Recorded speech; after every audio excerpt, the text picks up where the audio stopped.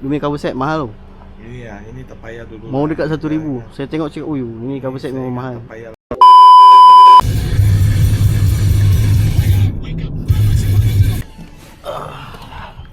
Hello bos, morning.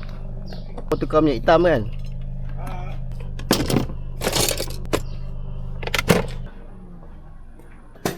Saya ada sana selalu. Aku bikin. Ini restoran. Kat mana? Sewa yang pasar. Kan? Jadi kalau dia niaga lain je tak boleh buat apa. Saudara bagi tahu terus Satu tahun lebih lah situ. Next time. dia cakap dua kali tengok ini. Tak pernah tengok. Ni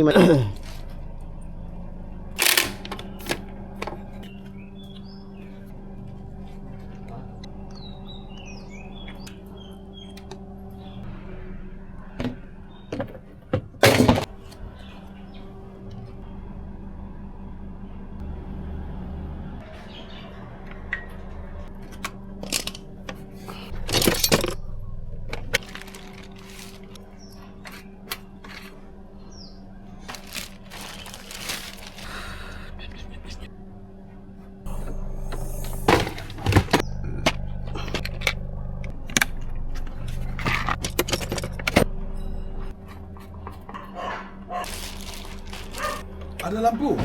Ada brake.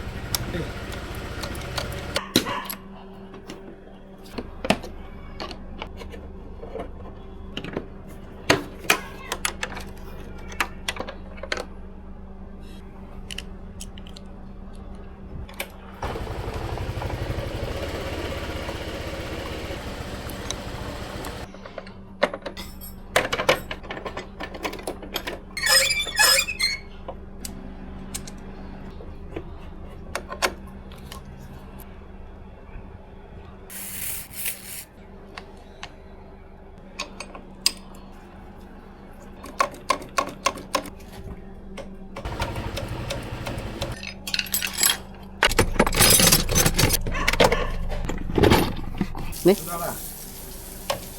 Dia dalam ada. Karat. Saya sudah letak itu minyak. Oh ni, saya angkat original punya tau. Berapa? Thailand punya. Berapa? Demi cover set mahal tu.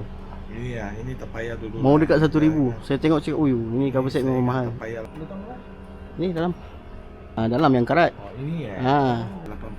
80. Thank you ah.